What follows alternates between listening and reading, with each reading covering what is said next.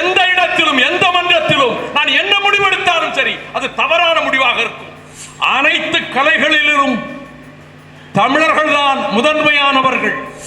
தலைப்பு குட்டிமணியின் ரத்தம். புத்தர் சிலை இருக்கும் அதிலே தமிழர்களின் கரங்கள் பின்னால் கட்டப்பட்டிருக்கும். விழிகள் கீழே உடைந்து சிதறி கிடக்கும். நான் கடுமையாக விமர்சிக்கப்பட்டிருக்கிறேன், கடுமையான தாக்குதல்களுக்கு ஆளாகி இருக்கிறேன். இது இயல்பு. காசி ஆனந்தன் அவர்களே, கதிராமங்கலத்தில் மேடையில் நான் சரிந்தேன் என்று கேள்விப்பட்டு துடித்து போனீர்கள். நம்முடைய பழமையான ஓவியங்களினுடைய உயிர்த்தன்மையை எடுத்து தமிழர் பண்பாட்டை நிலைநாட்டுகின்றவராக அவர் வாழ்ந்தார்.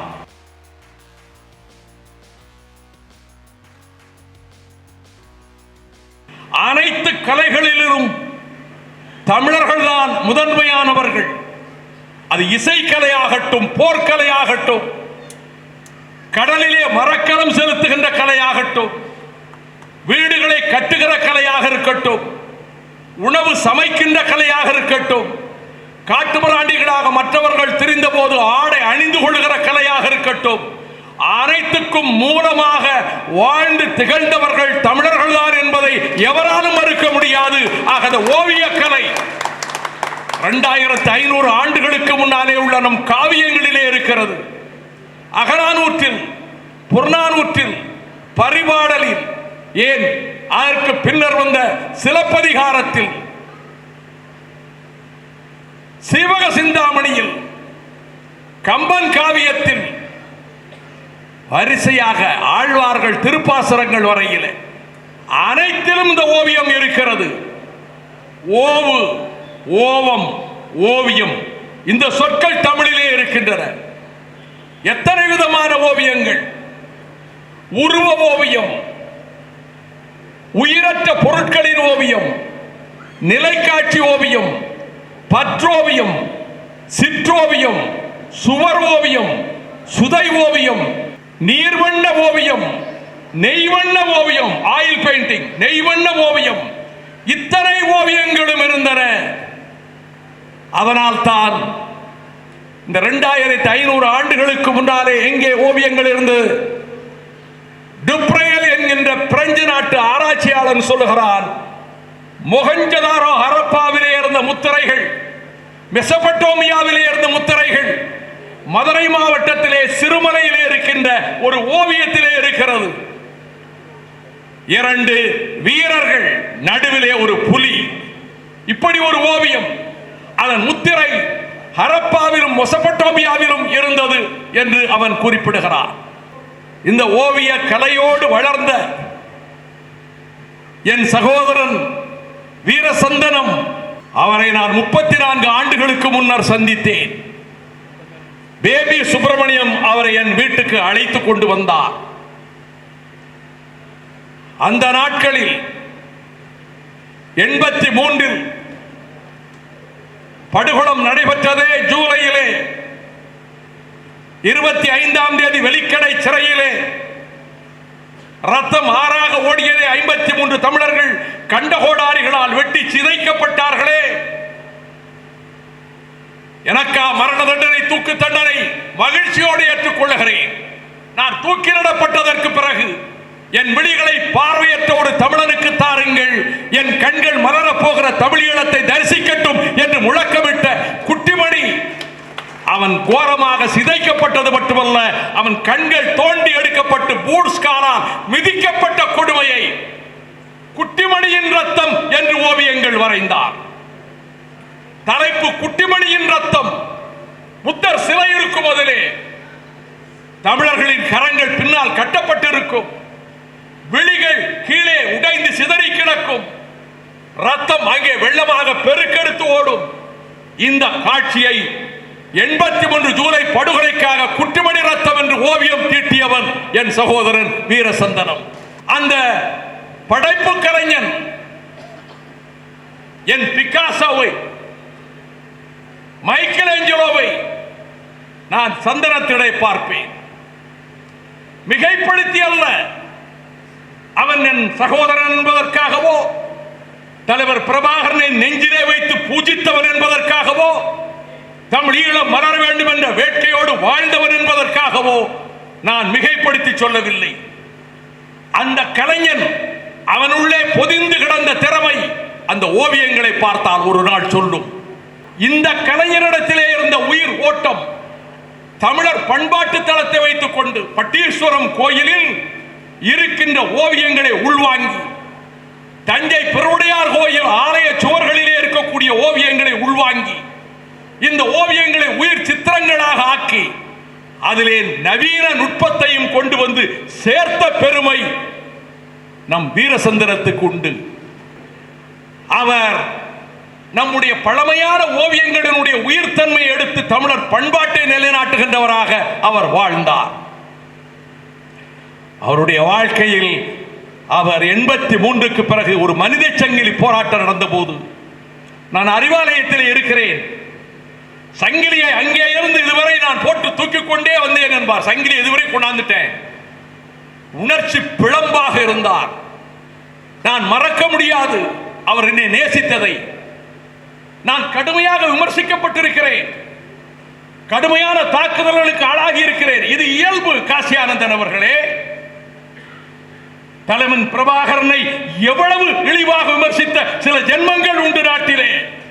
இந்த சாமானியனை பற்றி எவராவது ஒரு வார்த்தை சொன்னால் அவனுடைய கன்னத்தில் அறைவதை போல் பேசுகிற ஒருவன் இந்த உலகத்தில் உயிரோடு இருந்தால் அவன் தான் என் சகோதரன் வீரசந்திரம் என்பதை நான் நன்றியோடு கூறுகிறேன். எந்த இடத்திலும் எந்த மன்றத்திலும் நான் என்ன முடிவெடுத்தாலும் சரி, அது தவறான முடிவாக இருக்கும், முட்டாள்தனமான முடிவாக கூட இருந்திருக்கிறது சில வேளைகளிலே. பிழை என்பது மனித இயற்கை. நான் சாமானிய மனிதர், ஒரு ஹியூமன் பீயிங்க்கு அது இயற்கை. ஆனால் அதை கூட பழி சொல்லாமல் பழி சொல்லுகிற இடத்திலே மறுத்து பேசுகிறவனாக இருந்தாரே என் சகோதரன். நான் பிரசல்ஸில் பேசிவிட்டு வந்தேன். ஜூன் 1ஆம் தேதி 2011ஆம் ஆண்டு அந்த உரையை தெரிந்துவிட்டு வீட்டிற்கு வந்து, சுதந்திர தமிழீழத்திற்கு இப்பொழுது ஆயுத போராட்டத்திற்கு நிலைமை இல்லை, இனி பொது வாக்கெடுப்பு தான் நடத்தப்பட வேண்டும், referendum, that is the only ways and means. இதை சொன்னதற்கு நன்றி தெரிவிக்க ஓடோடி வந்தார். என் சகோதரனே, நீ இல்லையே, மரணவாசலின் பிடியிலே இருந்து மீண்டு வந்த பிறகு நீங்கள் மாவீரர் நாள் கூட்டத்துக்கு, முத்தரங்கன் சாலை கூட்டத்துக்கு வந்தீர்கள்.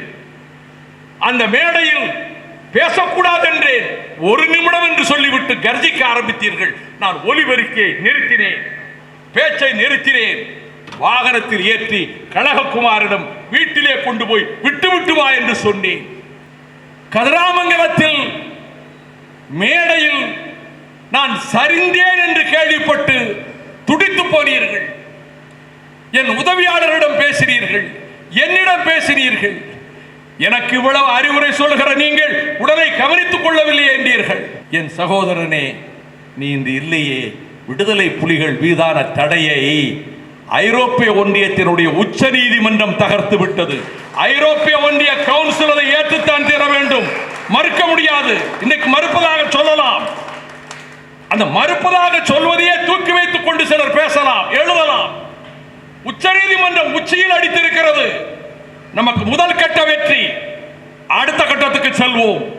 அதை கேட்பதற்கு நீ இல்லையே.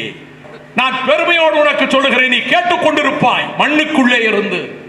இந்த எளியவன் பிரசல்ஸிலே பேசியதை பாராட்டினாயே, அந்த பேச்சை பிரமாண வாக்குமூலமாக விக்டர் கோப்பே தாக்கல் செய்த அந்த வழக்கில் புலிகள் என் உரையை பிரமாண வாக்குமூலமாக தாக்கல் செய்தார்கள் என்பதை உன் செவிகளுக்கு எட்ட செய்கிறேன். மதுரை விமான நிலையத்தில் அவர் அற்புதமான ஓவியம் வரைந்திருக்கிறார் என்பதை அவரே என்னிடம் சொன்னார். இன்று நான் மதுரையில் விமான நிலையத்துக்கு சென்றேன். வீரசந்தனம் வரைந்த ஓவியம் எங்கே இருக்கிறது என்று கேட்டேன்.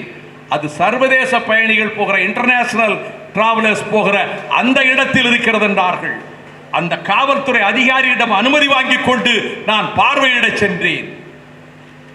பார்த்துவிட்டு அப்படியே மிரண்டு போய்விட்டேன். 1000 வருடங்கள் ஆனாலும் என் வீரசந்தனம் அந்த ஒரு ஓவியத்திலே வாழ்வான். கடைசியாக வரைந்த ஓவியம் அவ்வளவு அற்புதமான ஓவியம். நான் இதை பார்த்து கொண்டே இருந்தேன். விமானத்திலே இருந்து என்றும் இல்லாத வழக்கமாக நான் ஒரு பயணி விமானத்தில் ஏறவில்லை என்று அந்த விமான நிலையத்திலே என் பெயரை கூப்பிட்டு இந்த பேசஞ்சர் வர வேண்டும் என்று சொன்னதாக காவல்துறையை சேர்ந்தவர்கள் ஓடி வந்து சொன்னார்கள். அப்பொழுதுதான் நான் விமானத்தை தவற விட்டு விடுவேனோ என்று நான் ஓடி வந்தேன். இந்த ஓவியம் எனக்கு அதை எடுக்க முடியவில்லை. என்னிடத்தில் இருக்கக்கூடிய அலைபேசி மூலம் தான் எடுக்க முடிந்தது. இந்த ஓவியம் இது ஒரு பகுதி. இது விமான நிலையத்தில் சர்வதேச பயணிகள் போகிற இடத்திலே அற்புதமாக வரையப்பட்டிருக்கிறது. இதில் தமிழரின் பண்பாடு இருக்கிறது. ஜல்லிக்கட்டுக்கு மெரினாவிலே மக்கள் புரட்சி, மாணவர் புரட்சி எழுந்ததே அந்த ஏறு தழுவுதலை அழகாக சித்தரித்திருக்கிறார். அது மட்டுமல்ல, கிராமப்புறங்களிலே தாய்மார்கள் தலையிலே வைத்துக் கொண்டு செல்வார்களே கோயில் காலத்தில், திருவிழா காலத்தில், அந்த காட்சியை வர்ணித்திருக்கிறார். எல்லாவற்றையும் விட மன்னனா பாண்டிய நாட்டு சேனாதிபதியா வீரனா என்று தெரியவில்லை, அவன் மீன கொடி பிடித்து நிற்கிறார். இது நடுவிலே வரைந்திருக்கிறார். பொற்றாமரை குளத்தை இன்னொரு பக்கத்தில் வரைந்திருக்கிறார். இன்னொரு பக்கத்தில் திருமால் சொக்கேஸ்வரருக்கும் மீனாட்சிக்கும் திருமணம் செய்து வைத்து வைப்பார். அது ஒரு காட்சியாக வர்ணித்திருக்கிறார். பல நுணுக்கங்கள் எனக்கு தெரியவில்லை. டாட்ஸ்கி போன்றவர்கள் பார்த்தால் தெரியும். நான் ஒரு அரை மணி நேரம் அங்கு இருந்தேன். ஒவ்வொரு பகுதியாக பார்த்தேன். அதிலே குதிரை மீது ஆரோகணித்தவர்கள், அவர் குடை இருக்கிறது, ஒரு மணி இருக்கிறது, ஏராளமான செய்திகள். இதிலே ஆலய கோபுரம், மீனாட்சி அம்மன் கோயில் கோபுரம், அதிலே வரையப்பட்டிருக்கக்கூடிய காட்சிகள் தமிழர் பண்பாட்டு காட்சிகள். ஏறு தழுவுதல், கிராமப்புறங்களிலே பொங்கலிலே தாய்மார்கள் எப்படி செல்வார்கள், அந்த காட்சிகள். ஆக உலக நாட்டு பயணிகளுக்கு, உலகத்திலே வெளிநாடுகளிலிருந்து வருகிறவர்களுக்கும் இது எங்கள் பண்பாட்டு தளம், தமிழர்களினுடைய நாகரீக தளம் என்பதை அஜந்தாவின் சித்திரத்தை போல நீ வரைந்து விட்டாய். அஜந்தா குகைகளிலே 29 குகைகள் இருக்கின்றன. அந்த 29 குகைகளில் 1897 16 குகைகளிலே ஓவியங்களை கண்டறிந்தார்கள். 1910 13 வருடம் கழித்து 10 குகைகளிலே இருந்த சித்திரங்கள் அழிந்து போய்விட்டன. 6 குகைகளில் தான் சித்திரம் இருக்கிறது. 1872 ரவிவர்மா, இங்கே குறிப்பிட்டார் டாட்ஸ்கி, ரவிவர்மா யாழ் வாசிக்கிற தமிழ் நங்கையை வரைந்தார். 74 76 வேல்ஸ் இளவரசர் வருகிறார், அதை அவரிடத்திலே கொடுத்தார்கள். இதற்கு நிகரான ஓவியத்தை இதுவரை நான் எந்த நாட்டிலும் பார்த்ததில்லை என்று சொன்னார் வேல்ஸ் இளவரசர். அதுபோல நீ படைத்த ஓவியங்கள் காலத்தை கடந்து நிற்கும். முள்ளிவாய்க்காலில் 10 அடி உயரம், 50 அடி நீளம் ஒரு கருங்கல் சுவர், 5 அடி உயரம், 55 அடி நீளம் இன்னொரு கருங்கல் சுவர். இந்த 2 சுவர்களிலும் ஈழத்தமிழர்களின் குருதி கொப்பளித்ததே. நம் சகோதரிகள் நாசமாக்கப்பட்டார்களே, கண்டதுண்டமாக வெட்டி கொல்லப்பட்டார்களே, நாதியற்று துடித்தார்களே, அவர்கள் குரல் எங்கும் எழுந்ததே. அவற்றை இவர் கோடுகளாக ஓவியங்களாக்கி, அதுவே ஓவியம் சிற்பங்களாகிவிட்டது. அது அழியாது. நீ மாவீரர் தூயகங்களை நீ இடித்திருக்கலாம் சிங்களத்தக்காரன். ஆனால் எங்கள் பராந்தகன் படையெடுத்து வந்தானே, எங்கே பூமியிலே இருந்து? எங்கள் ராஜராஜனும் ராஜேந்திரனும் எங்கே இருந்து படையெடுத்து வந்தார்களோ, வர்ணகுலத்தார் எங்கே இருந்து படையெடுத்து வந்தானோ, அந்த இடத்தில் தஞ்சையில் இந்த முள்ளிவாய்க்கால் முற்றம் இருக்கிறது. அது ரத்த சாட்சியாக இருக்கிறது. அங்கே இன்றைக்கு இடிக்கப்பட்டிருக்கலாம். ஈழம் மலரும், உன் கனவுகள் நனவாகும். உலகமெங்கும் பரவி இருக்கும் தமிழ் நெஞ்சங்களே, உங்கள் பகுதிகளில் நடக்கும் நிகழ்வுகள், போராட்டங்கள், பிரச்சனைகள், அதிகாரிகளின் அலட்சியத்தால் புறக்கணிக்கப்பட்டுள்ள திட்டங்கள், லஞ்ச புகார்கள் மற்றும் சமூக அவலங்களை இந்த உலகிற்கு வெளிச்சம் போட்டு காட்ட விரும்புகிறீர்களா? உங்கள் செல்போன் மூலமோ அல்லது தங்களிடம் இருக்கும் கேமரா மூலமாகவோ பிரச்சனைகளை வீடியோவாக பதிவு செய்து எங்களுக்கு அனுப்புங்கள். உங்கள் பகுதி பிரச்சனைகளை உலகுக்கு வெளிச்சப்படுத்தி அப்பிரச்சனைகள் நீங்க வழி செய்வதுடன் உங்களுக்குரிய சன்மானத்தையும் வழங்குகிறோம்.